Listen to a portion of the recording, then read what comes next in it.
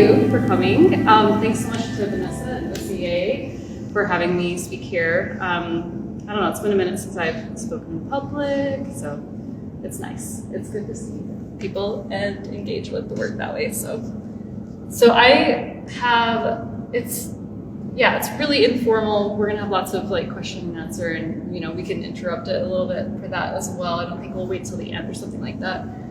But I wanted to just kind of actually focus mostly on this sort of series of drip fields and talk about drip with my work, and not in like a Gen Z context, because that like happened after the fact. I'm like, all right, now I have to answer to drip.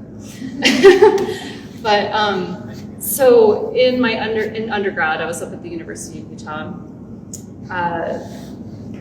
I was making installation that, I understood installation as spaces that you walk into, environments that you build and people walk into or maybe around.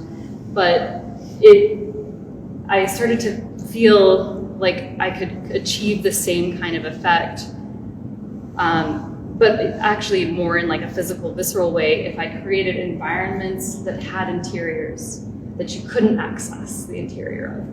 Environments that you're forced to walk around and you can only like desire, like you were mentioning earlier, like, maybe creating chaos or whatever, but accessing that interior space. So I like to play with the interior and exterior in a way with these fields that I'm creating. And yeah, so you walk around the piece, you're meant to circumambulate, which actually the next slide will get to that. But yeah, I don't know. So there's this play both with the body and with the mind of like in the interior, the exterior, like existing inside and outside of something. And because it's showing its own, I don't know. It's hard to put into words when I'm like right next to the piece actually, because that sort of speaks for itself in a way. But yeah, so this piece, this is Ishtar by Eva Hess, and it's just so, like, it just makes sense to me. The aggregation of these linear elements for at the bottom, the gathering them, I don't know. So this was like a huge influence for me, just like an aha moment. And actually I'm gonna show you my undergrad work. So we're gonna see like the nitty-gritty stuff here. And then I took a Southeast Asian art history class that was really wonderful. Borth Lee was the professor. He's no longer at the U, but he was really awesome. He was from Cambodia. This is Borobudur, and it is like a mandala. And it was originally you're meant to circumambulate, go around the whole thing until you achieve, this top plane. And I threw it on here because I like the idea of not shooting straight to the final piece, but like you have to walk around it. You have to consider it as you're walking around it. So that's why I threw it on. Okay, so this is the first untitled piece. I shot it in the studio up at the U, so it's pretty dirty. But so this was the first time I worked with a field. So this is not technically like a drip field like this one, but I guess in this state actually it's sort of like that. So I'm working with the field, and you're meant to walk all the way around it. This one, yeah, you can see Eva Hess in there, I think. So this is all handmade paper, like processed from the fiber, straight from the fiber. It's Kotso fibers, and the lines are dipped in dyed flax. So this act of like dipping the lines individually and hanging them as a wet form, and you can kind of see like the funnel form, the triangular form that you see in a lot of my work. Yeah, so it's dried at this point. It's not wet anymore, but it formed along those when it was wet. So, and this was in like the student sculpture, and it won some awards. So that was cool. The Carolyn Herman Sculpture Award. That's what it is. I remember that. I just want to show more pictures. but this was it was a little more ordered. You can see there's math and order going on, but then also like nuance and chaos. The coiling on the ground. There's another view.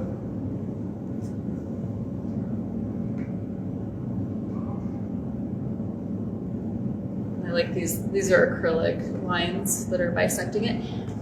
And let's see. Okay, so we're gonna go to the drips now. I feel like it's really quiet. Is everyone's on? We're all picking them. You're here. Yeah, we're here. Okay. I'm interested to hear about your drips. Yeah, it's like, where's the drips? I find it fascinating. So. Okay. Stephanie, that last piece, it really had a connotation of blood to me. Yeah. Was that your intention? I mean, so for me with color, I tend to use colors that are just their natural properties. Like I don't apply color to things. And if I do apply, then it's red. It's just like, I'm just being honest about like the mark that I'm making, you know? And so it's like, okay, it's red, which, you know, it does like, you know, refer to like the body. So definitely that inference and that parallel is welcome. Yeah. So this one, it was an installation at the Pickle Company way back when. So we're doing deep dives here, which is fun. I thought that would be fun to do. So this one, I really wanted to create a field of drips with this one, but it ended up being something different given the properties, and I like that. So this one is basically there's bottles and acrylic tubing and glass chemistry funnels fitted with condoms and honey. And so honey is flowing from the bottles through that whole system and filling up the condoms and then dripping down the fishing line. And I'll show you more details of the base. But given that this was installed in the wintertime in more of a warehouse kind of space where they don't have controlled heating, it ended up kind of crystallizing in a different way and behaving a little, you know, there's so many variables. So it ended up being more about the forms, like the individual forms that form like fruit along the field than it was about the field itself of drips. So, and like the variation with that. So that's an install shot, other work on the wall. So you can see that center one actually, by, I think sometime during the opening, it filled to about this big and then it fell out and just wriggled its contents onto the base, which I thought was wonderful.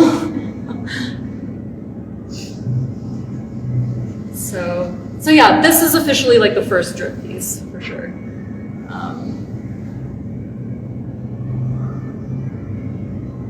But yeah, some of them didn't even fill. And there were so many variables like that shot.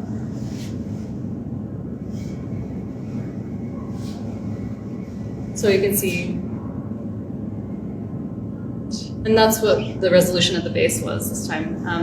Just a little marble, glass marble at the end, emptying into petri dishes. So there's a lot of like medical stuff going on with my work. That's set up, so there's still garbage in the back.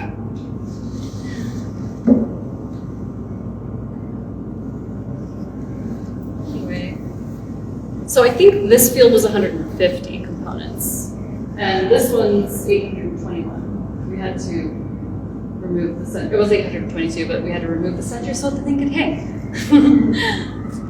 So, yeah, so this one, like, that's the only one that's kind of full resolution. And is the liquid actual? It's honey. It's honey, yeah. It's locally sourced honey. Yeah. And oh, so there's one that the full thing came down, but only because of the heating. But I just still like that shot. Because I like the order of the hanging system, and then when you break it down, it's just the nature of it changes entirely. Okay, so whoa, we're skipping right ahead. So this one, I just have a quick clip of it. So this was an installation that technically does involve drip, although it's with water. It behaves very differently. much harder to control water actually. And this was at Knox Contemporary quite a few years back, and it involved these, strung up elements that are, those little cups are sacrament cups, LDS sacrament cups. And it was all irrigated such that water flowed through tubes and then would drip down onto the cups, and then they would fill and then empty down into each other, almost like a rain chain, very similar to that kind of action. But I'm just gonna play that just so we can. So I'm not like a drip irrigation system tech person, so controlling a field of waters and the pressure is like really difficult. So that was highly variable, but I still liked it. It was a good piece.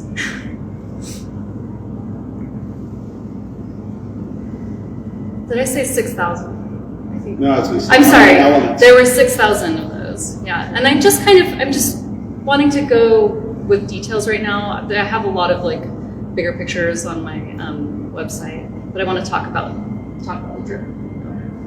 So, okay. Did those sacrament cups have meaning for you? So I guess there's no sound with this, but that piece actually was more about sound than the optics are there, but it came from my own experience in church during sacrament meeting and hearing the blink, blink, blink, blink, blink of the cups going into the chrome trays. Like, so the field, it's called Untitled Congregation, right? So yeah, I want to create that field of sound and visually, the field. So That would have been cool to hear. yeah. So I feel what you're saying. Okay. Let's move on. Okay, so this, I wanted to slow water down. And so how do you do that? You find other materials that look like water that to film particular elements. So actually I found this while I was preparing for today, and it's just a prototype. This was not a final piece, but so you can see just a little film. This was a prototype for ultimately what came to be this piece. So I wanted to like capture filling up a film, like a video of space filling up, but you can't slow down water to like see it drip. So I used a different material. I think that one's still secret. Anyway, but then ultimately became this at what was then the Central Utah Art Center in Ephraim, and it was a projection, which was the same structure being projected and moving down the surface of the building. So, but I just thought I'd include that because in my like setting up and thinking about that piece, I had this prototype that ties in with this work. So let's go. I included this. This was this is a granary, so Central Utah Art Center became granary. And so this is a projection onto a field. So rather than like a viscous fluid, it's a video projection. And I don't remember how many lines there were. 1,200. I think 1,200. Yeah. So just to give you an idea of kind of the continuity and movement of that.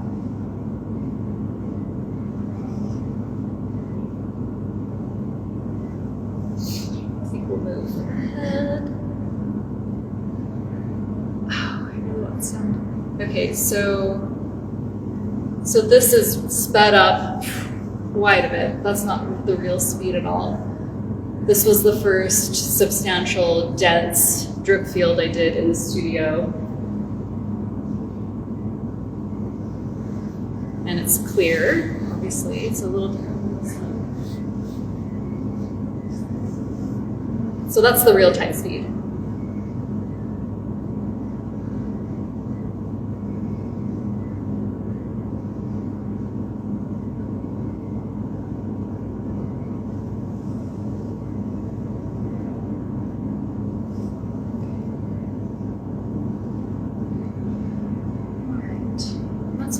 about 400, I think, components. Okay, so what we just looked at is this video of this section right here. So I installed this piece. It was sort of a DIY kind of more intimate show that was really interesting. So this documentation is more about the interactions with people than it is just the piece. But so I don't know, I like the editing on it. So I'm just gonna play it for you. But you can't hear the audio, which is the funnest part. So this is the performance part. And you can see it's corn syrup. I'll just tell you. That's what it is. So yeah, I think this is good because then you can see what's actually like engaging the piece. You can see it better. I could watch that section of the corn syrup dripping all day. And find the other piece, honestly. Are those, I call them blue lights? Yes, ubiquitous press lamp. Yeah, yeah, that's what I call them. So they are wax casts. So I did a latex mold and cast in wax those forms. So it's called the ubiquitous font because of ubiquitous breast lamp. It's the WWS. So that was when I was still considering these in the same series as Which Was Shed for Them. So that first drip field was Which Was Shed for Them. And then a performance that I did as well with pins and drops of water was also Which Was Shed for Them series, which we can pop over to my website and look at that if we're interested. But I just, yeah, I've never done anything in like such an intimate setting, so it was really, I actually really liked engaging with people. The heat from the light was almost creating spun sugar. At the base, you can see little lines. Very cool.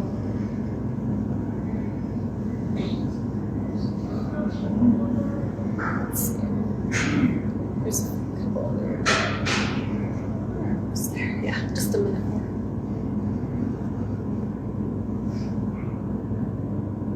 There's sort of a slow TV aspect to most of these drip installations.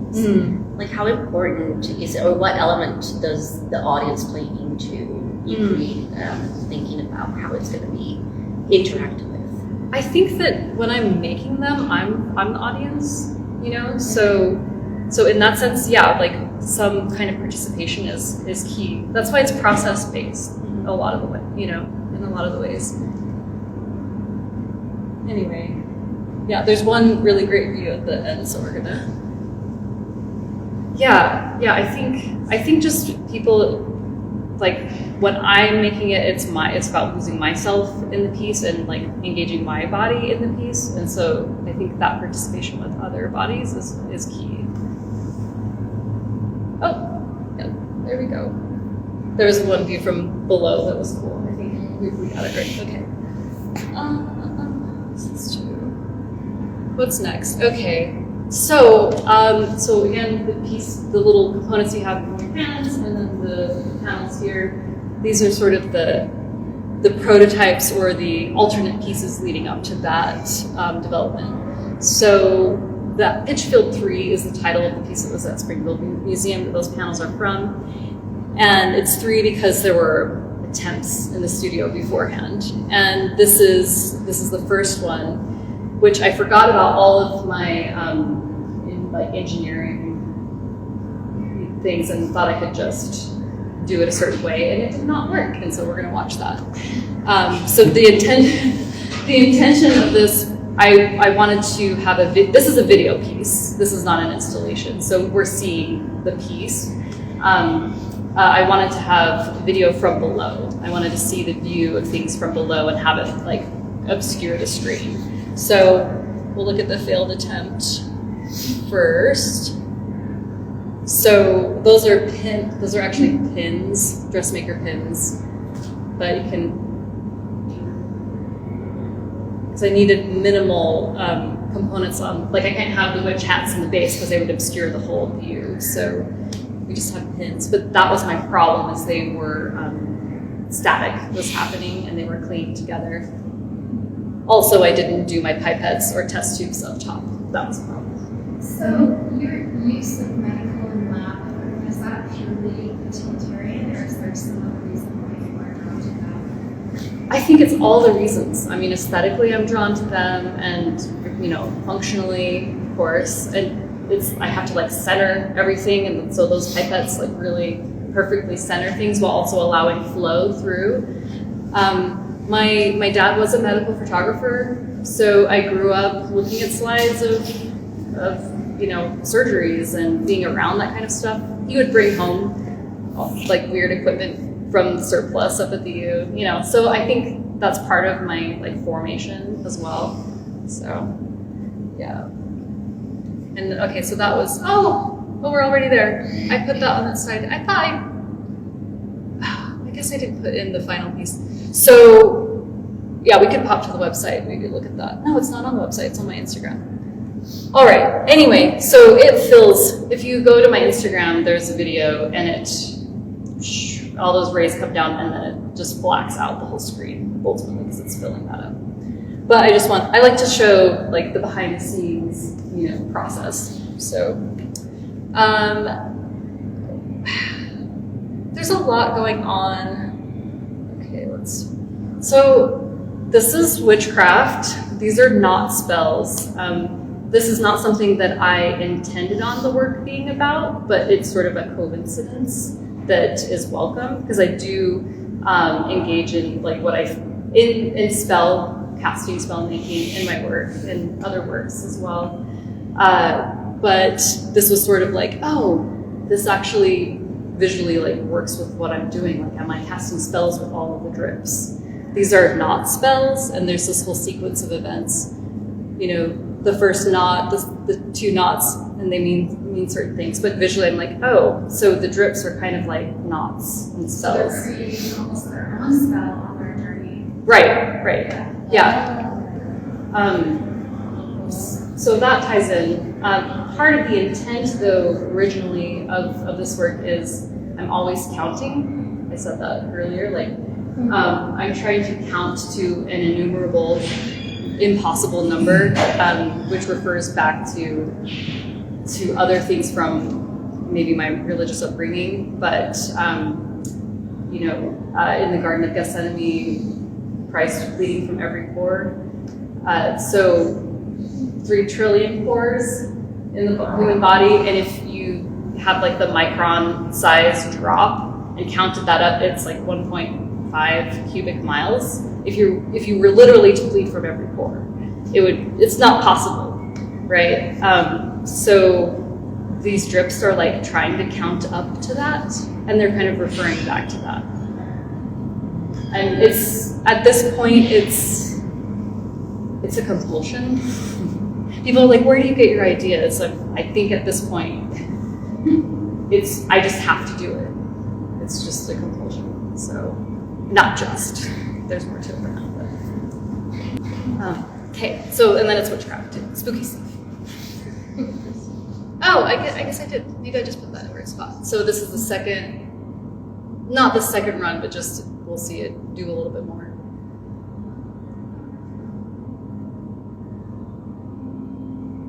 They look so crittery. I don't know. There's me like, trying to fix it. Actually, that's great. That's great.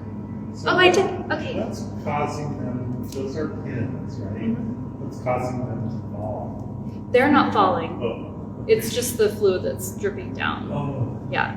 Okay, so this is the final piece. I did put that in there.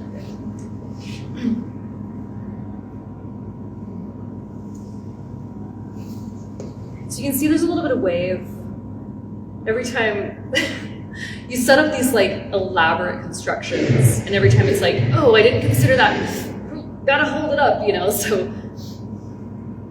But then you get to a point where you're actually able to do it with no problems, which happened here, luckily.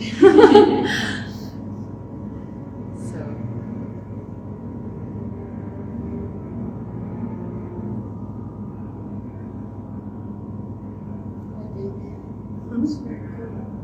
How long did it take to get to this one? I think this one was about an hour. Yeah, it's a smaller scale, but yeah. This thing flowed for, I think, 4 hours. It was still going after the opening. Longer than that. Yeah, When did we start? We did it at like 5. just a little after 5, yeah. Yeah, I guess at least 4 hours. Maybe it was 5 because it was, I feel like it was still when locked up. So the one that is split, those are monofilament. Those are monofilament, yeah. How long are they? Oh, not this much. I don't know if that's Just pins, yeah. So anchored by the pins. And how many were in that one? 430 or something like that. Yeah. Let's see. Okay, so then here's just a shot of the final installation. So, like I said, this was at Springville Museum of Art, and it's sort of the partner to this piece, right? So is the construction very similar to this one? Quite similar. The difference is mainly being that we're exposing all of the float elements here, the test tubes. Whereas with this one, I wanted a white panel above it, so it's in. I mean, you can see it, from the side, but it's formally a little different that way. But yeah, like the tank, the aspect of the tank emptying into pipettes or test tubes and then dripping down the lines, very much the same. So, yeah, so this one has 2,000 components, or just under 2,000 components. And so those little guys, those little anchors are what's in here. Comes from this piece. I don't know what I put on next, so let's just see. Oh, hey, we're gonna talk about milk now. So this was a long time ago in my living room. This was before I had a studio, and I was planning on a piece for a barn up in Tree Mountain, and what I wanted to do was bring milk down from the ceiling, like so kind of a vault, amazing structure, a vaulted ceiling, or not vaulted, what do we call it, like an arched, yeah. And I wanted to bring milk down and like fill buckets and have the buckets fill and then drop down onto the ground. We weren't able to get the project through, but I just wanted to show the prototype of me with this stretchy fabric that's got tubing inside of it that's filling up with milk, right? So it's a little. Stephanie, 15 minutes before live music starts. Okay, cool. All right, I hope I'm not boring anyone. Okay. Not one bit. Okay. So yeah, there's no line, right? So there's nothing for it to travel down. It's just filling a bucket. Much more utterly than this, but we do have the test tube. That is a test tube, so it's the same component that's on there. But yeah, I like that because I'm wearing really ugly slippers that are probably like Christmas present or something. Yep. Oh yeah. So here's the studio pour of this piece. So this was I set up the whole apparatus and did a studio pour and captured it, and that was my proposal for this show. So that's real time right there. It seems like it's flowing faster than this one. Is this different glue or? It's this. Well, actually, this whenever you scale up and buy things in bulk, things change. Yeah. So so this mixture with this batch was actually a lot thicker. So I think it might have been a tad bit slower, which is good. Temperature had anything to do with it? It's kind of cold down, right? I think so. Yeah, I remember it was raining during this one. I don't know. Yeah, it made a really nice sound in that video Mm-hmm. that really complimented our Yeah, it's literally raining. Okay, I think that is all I have. I was going to. Oh, okay. How many hours do you think it took you to complete this piece? Oh, so lots. I do. Sometimes I have spreadsheets Because it's like if you have to do something 6,000 I love times, spreadsheets. you have to like know how long each component takes you to see if it's actually possible for you to achieve it in the amount that you have. I mean, we're setting up for a week and 12-hour days. Yeah, I don't know. It was lots. I'll give you the total after I review the data. But next time I work on a project, I want the spreadsheet, but I'm just gonna set a timer on my phone and just have it always going when I'm working on it. So, because I always have to time processes anyway.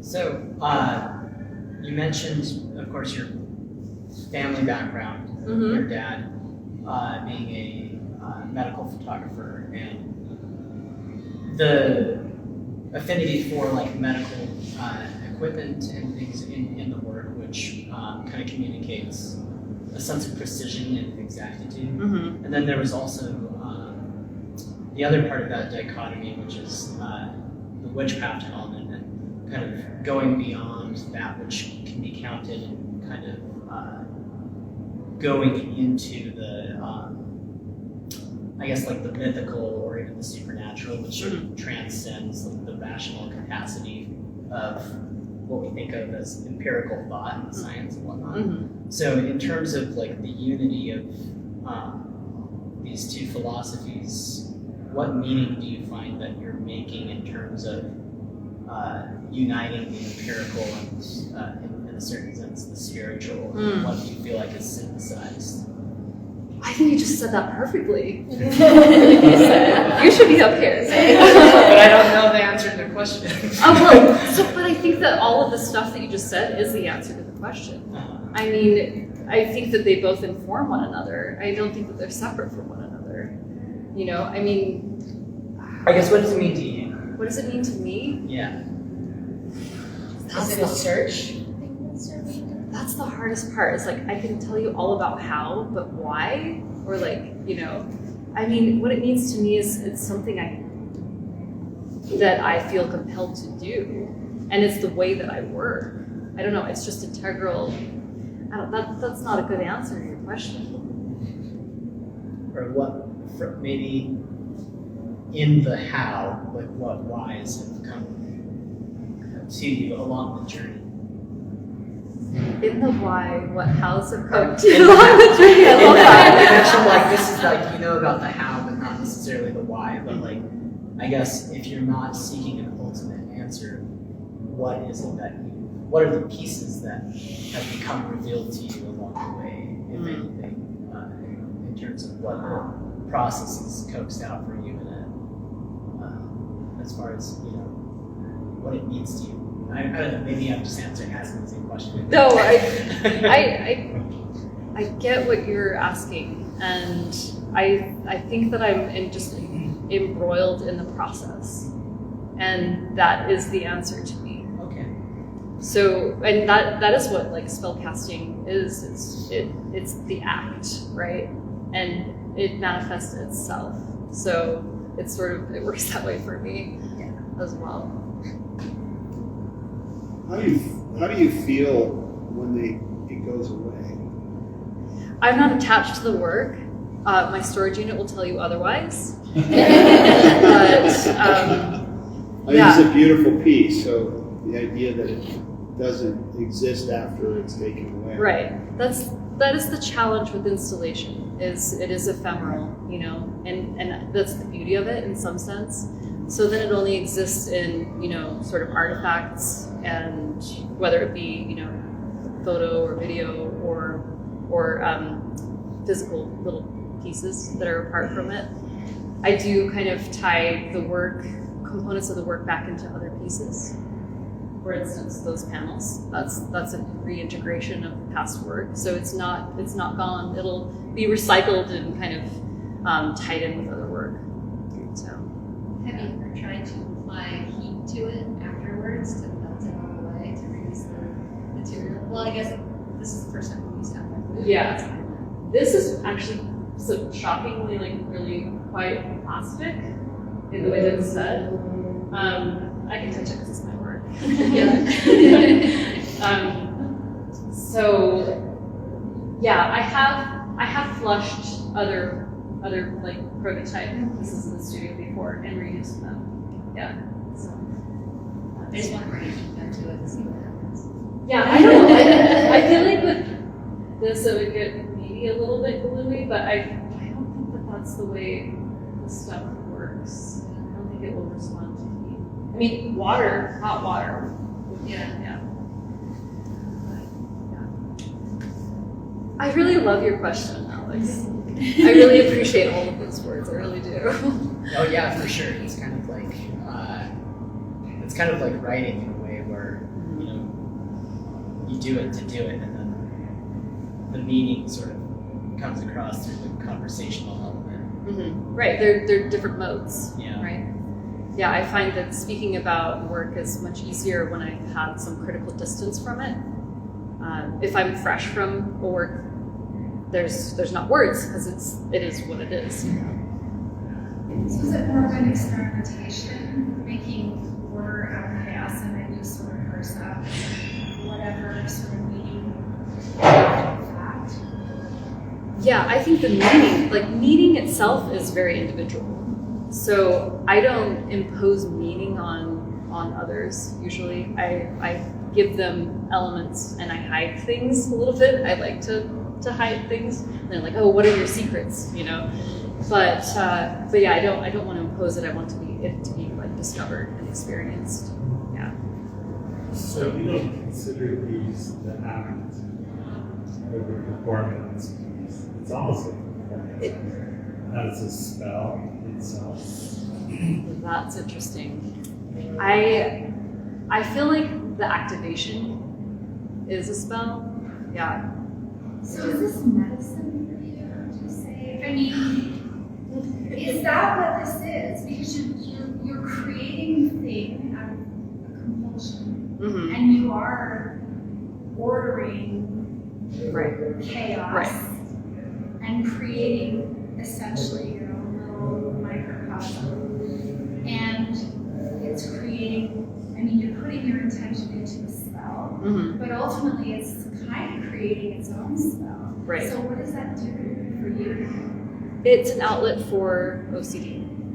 No, I mean, So is it medicine? yes, Yeah. absolutely. I think, yeah, that's a really great observation. That's completely it. And I think that I would not be as functional as I am if I didn't have art.